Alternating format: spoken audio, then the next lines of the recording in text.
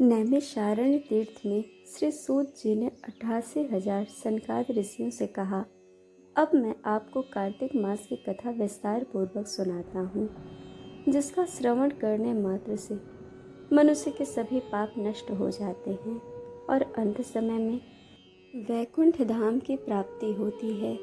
सूत जी ने कहा, श्री कृष्ण जी से अनुमति लेकर देवर्षि नारद के चले जाने के पश्चात सत्यभामा प्रसन्न होकर भगवान श्री कृष्ण से बोली, हे प्रभु, मैं धन्य हुई, मेरा जन्म सफल हुआ। मुझ जैसे त्रैलोक्य सुंदरी के जन्मदाता भी धन्य है, जो आपकी 16,000 स्त्रियों के बीच में आपकी परम प्यारी पत्नी बनी।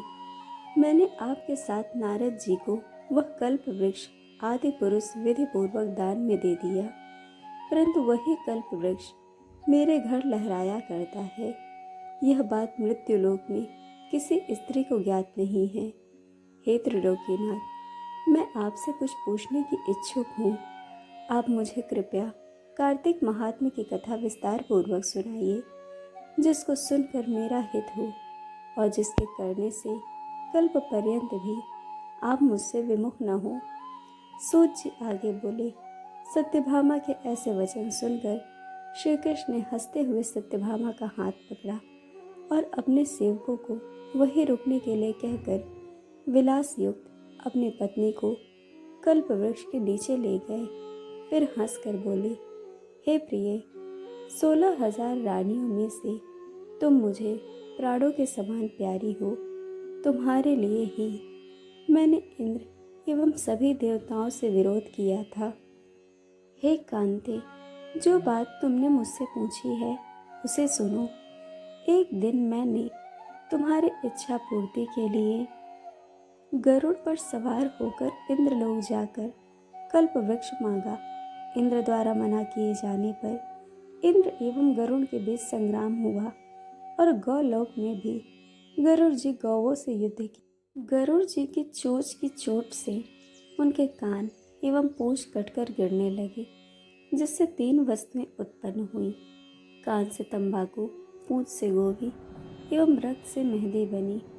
इन तीनों का प्रयोग करने वाले को मोक्ष नहीं मिलता। तब गौवों ने भी क्रोधित होकर गरुड़ पर वार किया, जिससे उनके 3 पंख टूट कर गिर गए। इससे पहले पंख से नीलकंठ, दूसरे से मोर और तीसरे से चकवा चकवी उत्पन्न हुए। हे प्रिय, इन तीनों का दर्शन करने मात्र से ही शुभ फल प्राप्त हो जाता है।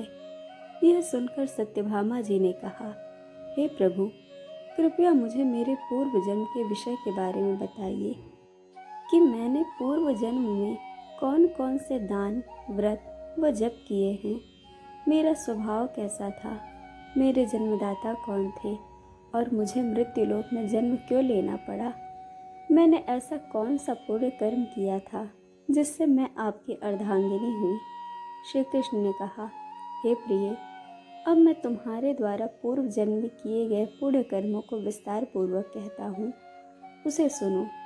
पूर्व समय में सतयुग के अंत में मायापुरी में अत्रि गोत्र में वेद वेदांत का ज्ञाता देव शर्मा नामक एक ब्राह्मण निवास करता था। वह प्रतिदिन अतिथियों की सेवा, हवन और सूर्य भगवान का पूजन किया करता था। वह सूर्य के समान तेजस्वी था। वृद्धावस्था में उसे गुणवती नामक कन्या की प्राप्ति हुई। उस पुत्रहीन ब्राह्मण ने अपनी कन्या का विवाह अपने ही चंद्र नामक शिष्य के साथ कर दिया।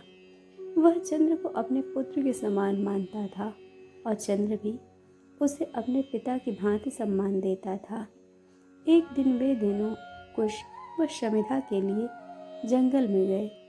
जब वे हिमालय की तलहटी में भ्रमण कर रहे थे, तब उन्हें एक राक्षस आता हुआ दिखाई दिया। उस राक्षस को आता देखकर भय के कारण उनके अंग शिथिल हो गए और वे वहां से भागने में भी असमर्थ हो गए। तब उस काल के समय राक्षस ने उन दोनों को मार डाला। चूंकि वे धर्मात्मा थे, इसीलिए मेरे पार्षद उन्हें मेरे वैकुंठ धाम में मेरे पास ले आए। उन दोनों द्वारा आजीवन सूर्य भगवान की पूजा किए जाने के कारण मैंने दोनों पर अति प्रसन्न हुआ। गणेश जी, शिव जी, सूर्य व देवी इन सब की पूजा करने वाले मनुष्य को स्वर्ग की प्राप्ति होती है। मैं एक होता हुआ भी काल और कर्मों के भेद से 5 प्रकार का होता हूँ।